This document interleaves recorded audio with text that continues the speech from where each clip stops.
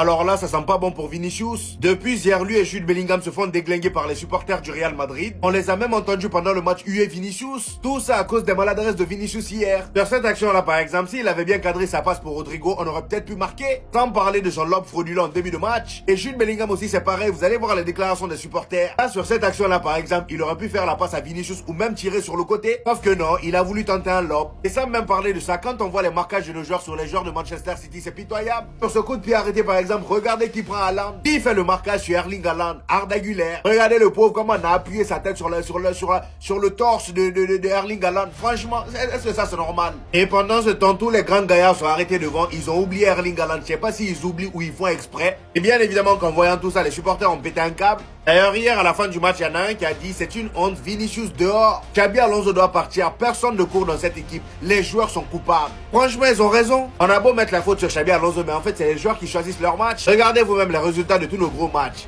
À part le FC Barcelone, on a tout perdu. Et si hier, malgré la défaite, on avait quand même bien joué, c'est parce que Xabi Alonso était sur la sellette. Et les joueurs ont tout donné pour le soutenir. Et face au FC Barcelone, c'est grâce à Lamine Yamal qui nous a chauffé. Sinon, sans ça, ça aurait été le néant comme d'habitude.